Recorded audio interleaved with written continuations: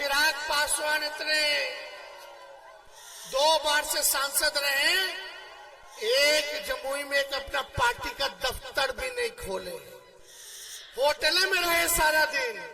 जब आना हुआ होटल में फिर निकल दिए। अब अपने जीजा जी को टिकट दिए तो वो भी होटल में। अरे रात में दिक्कत होगा तो कहां जाइएगा, किसके पास जाइएगा, केकरा ढूंढिएगा, कोई मिले वाला हो? तब मोदी जी का गारंटी याद आएगा, देखो हम फिर ठगा गए, समझे?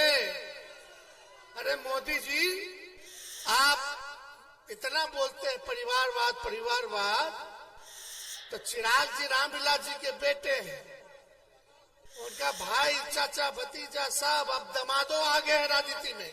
और आप लोग जानते हैं चुनाव होने जा रहा है लोकसभा का, और इस बार महागठबंधन राष्ट्रीय जनता दल से प्रत्याशी जो है लालू जी ने अर्चना रविदास जी के हाथों में लालटेन थमाने का काम किया है।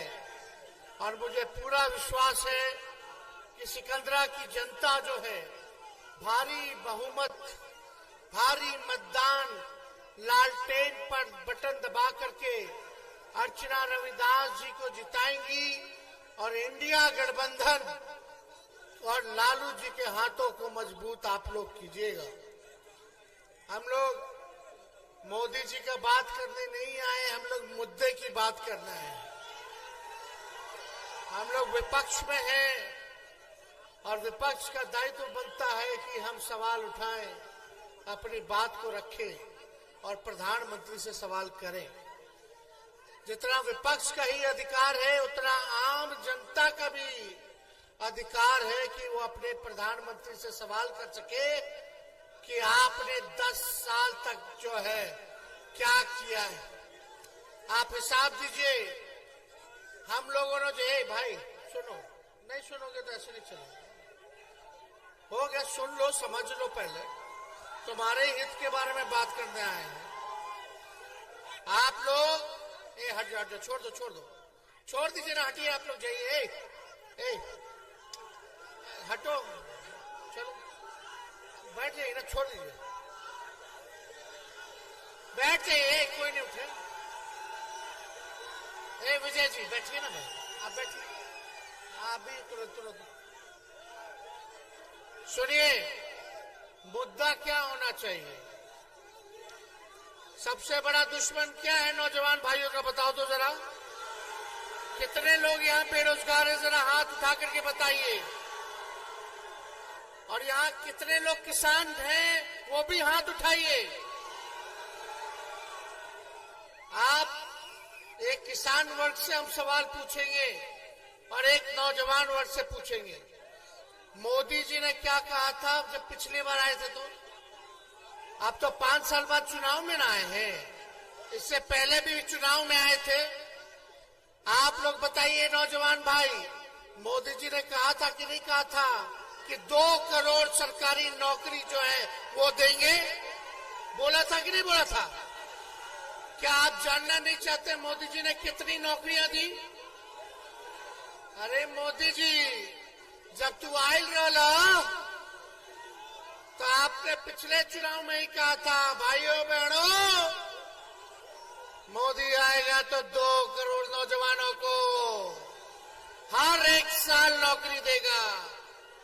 किसान भाइयों को क्या बोला था मोदी जी ने कि 2022 तक सभी किसान भाइयों का जो है आय दुगुना कर देंगे। अभी हम हेलीकॉप्टर से घूम रहे हैं, इससे पहले हम सड़क से घूम के गए, देख रहे हैं अभी कटनी चल रहा है, लोग फसल काट दिए, लेकिन फसल का उचित दाम नहीं मिल रहा है। बताइए किसान भाई, आप जो दिन रात पसीना बहा के लू में भी काम करते हैं, आप अन्नदाता हो, पूरे देश का पेट आप लोग भरने का काम करते हैं, और यही मोदी जी ने कहा था कि उचित फसल का दाम देंगे, हर किसान भाइयों का 2022 तक आय को दुगुना करेंगे। एक काम हुआ? क्या बोलते थे मोदी जी, हम तो काला धन लेके आएंगे विदेश में पड़ा हुआ है, हर एक के खाता में 15-15 लाख रुपया देंगे। क्या हुआ? अरे मोदी जी जो है भाजपा पार्टी के हैं और बीजेपी का मतलब ही है बड़का झूठा पार्टी। अब मोदी जी झूठ बोलने में माहिर आदमी है। थाली में गोबर रखेंगे, बोलेंगे खा लो हलवा है, अखवा फोड़ देंगे, फिर चश्मा दे देंगे, बोलेंगे देखो हमने चश्मा दे दिया है। यहाँ नौजवान सब कर रहा है, बोल रहा अग्निवीर। अग्निवीर योजना में हम लोग सब नौजवान सब तैयारी करता है, माँ बाप का मेहनत लगता है, पेट काट के बाल बच्चा का पढ़ाता है कि नौकरी हो जाए, नौकरी हो जाए। अग्निवीर योजना में 4 साल यानी 22-23 साल के होते होते आपको हटा देगा, केवल 4 साल रखेगा सेना में, बहाली में। और आप बताओ, बैठो, आप लोग बताइए कि भाई जब कोई हमारा भाई सेना में बॉर्डर पे जाता है, हम लोगों की रक्षा खाते हुए शहीद होता है, तो ये अग्निवीर योजना में मोदी जी ने शहीद का दर्जा भी नहीं दिया है, शहीद का दर्जा भी नहीं दिया। पेंशन मिलता, पेंशनों नहीं मिलेगा। कैंटीन का व्यवस्था होता है हर आर्मी के जवानों को, उसकी भी व्यवस्था नहीं है। आप बताइए कौन सा योजना भाई? और 4 साल के बाद क्या करेगा नौजवान? तो मोदी जी ने जितने वादे किए सब खोखले। अर्चना रविदास जी लोकल कैंडिडेट हैं और जमुई को प्रधानमंत्री जी ने प्रयोगशाला बना दिया है, खाली बाहरी को टिकट दिए रहे। बताइए बाहरी का लोग को टिकट मिला कि नहीं मिला? मोदी जी हमको बोलते कि परिवारवादी है तेजस्वी, तो चिराग पासवान क्या है भाई?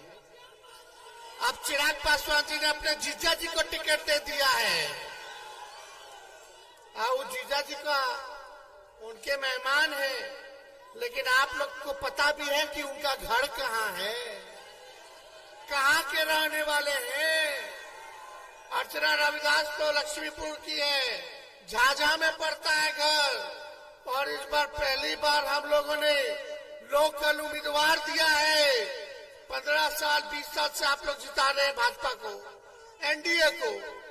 राज्य में सरकार है 17 साल उन लोगों की, 10 साल से प्रधानमंत्री है मोदी जी, फिर भी गरीबी नहीं मिटा पाए, तब भी बेरोजगारी नहीं मिटा पाए, तब भी जो है आप देखिएगा किसानों का आय दुगुना नहीं किया, महंगाई कम नहीं की, और हर चीज का महंगा हो गया। सिलेंडर गैस का दाम देख लीजिए, 1200 से 1500 पहुंच गया, लेकिन महंगाई कोई चीज में कमी नहीं है।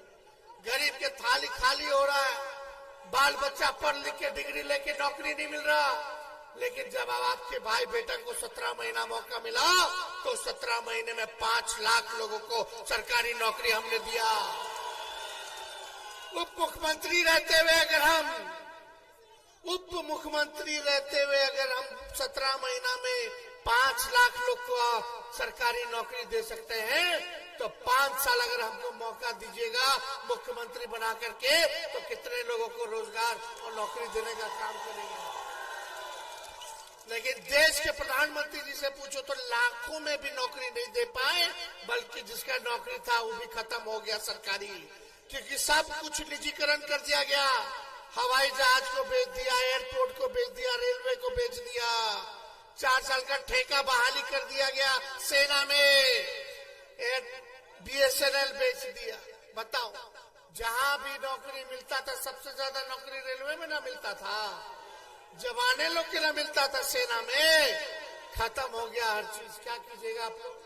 मोदी जी ने वादा किया था बिहार को विशेष राज्य का दर्जा देंगे, कोई वादा नहीं पूरा किया। लेकिन आप सब लोगों को हम बताना चाहते हैं, इन लोगों के पास मुद्दा नहीं है, काम नहीं किया। जब तेजस्वी को मौका मिला 17 महीने, तो जितनी आंगनबाड़ी महिला थी, ममता आशा थी, जितने हमारे तालीमी मरकज के लोग थे, टोला सेवक थे, विकास मित्र थे, सबके आय को दुगुना हम लोगों ने किया। हम लोगों ने जातीय जनगणना कराने का काम किया और सभी लोगों के आरक्षण को बढ़ाने का काम किया।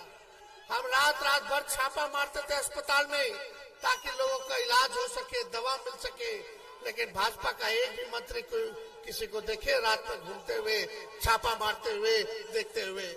दूधू को उप मुख्यमंत्री बन गया, एक तो हमारे ही यहाँ से गए, लेकिन कोई काम ये लोग नहीं कर रहा। ऊपर से नीचे सब लोग इन्हीं का एनडीए का विधायक है। अरे मांझी जी के पार्टी का विधायक है ना रे भाई, एनडीए में ना, और एमपी उनका है। 3 बार से जीत रहा लोग, 15 साल से, 17 साल से नीतीश जी अब बीजेपी की सरकार है और 10 साल से भारत में इनकी सरकार है। आप पूछो, अपने दिल पे हाथ रखे कि आपके जीवन में क्या परिवर्तन लाया है। इन लोगों ने कौन सा परिवर्तन लाया है? कोई परिवर्तन नहीं लाया। मेरा मानना है कि इस बार चुनाव होगा लोकल के मुद्दे पर, क्षेत्रीय मुद्दे पर। इस बार क्षेत्रीय मुद्दा हावी रहेगा।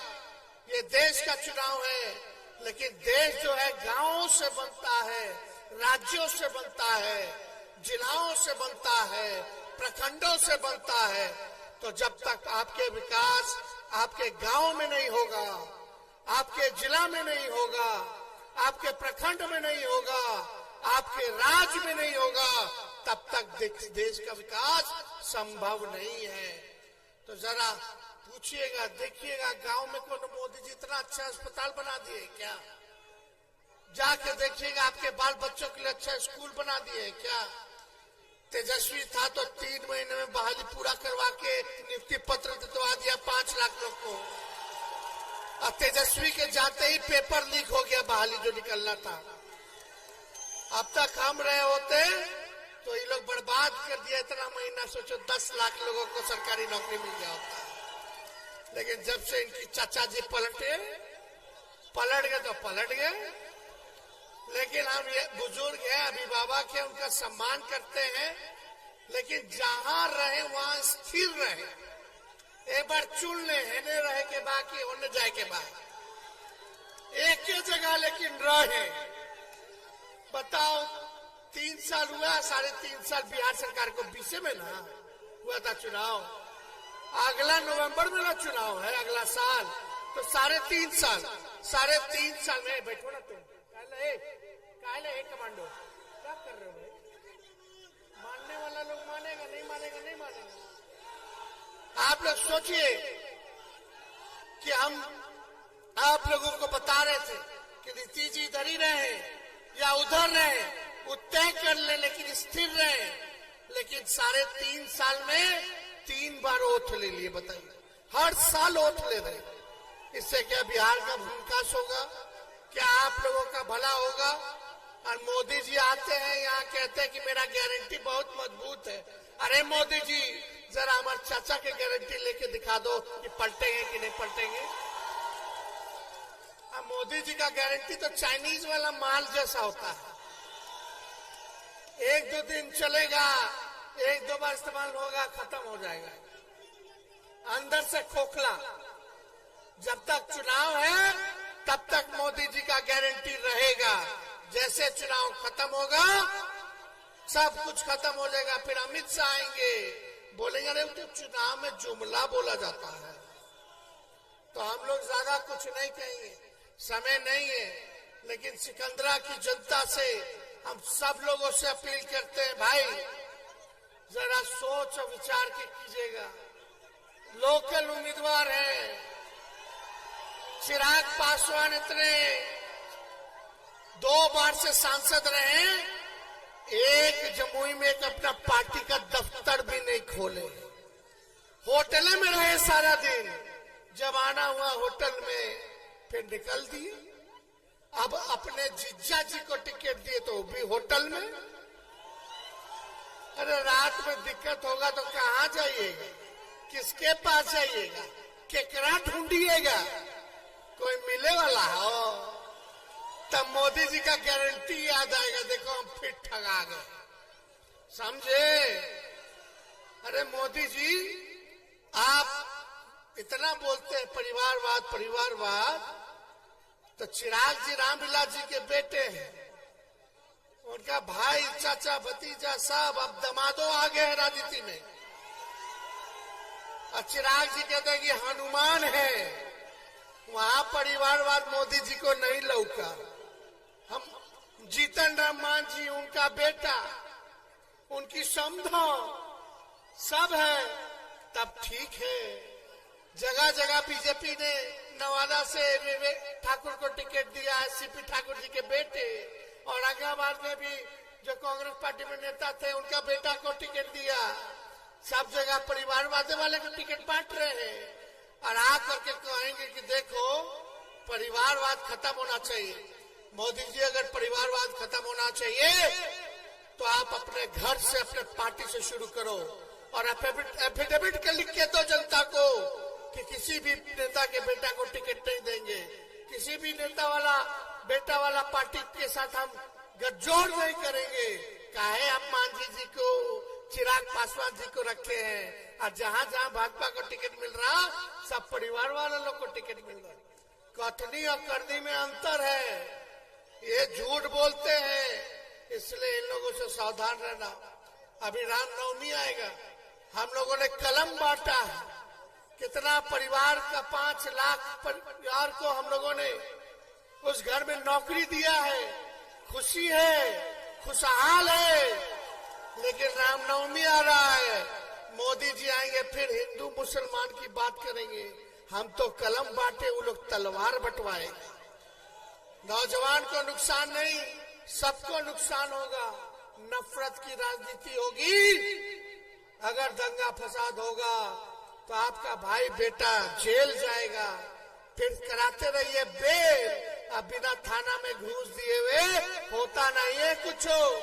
आप परेशान, आपके माता बाबूजी, भाई बहन, पत्नी सब परेशान कि जेल चल गया लड़कवा, जेल चल गया, दंगा हुई था, अब घूस मांगेगा पुलिस वाला, आप फिर कोर्ट कचहरी जाइएगा, जिंदगी तबाह हो जाएगा 5 साल।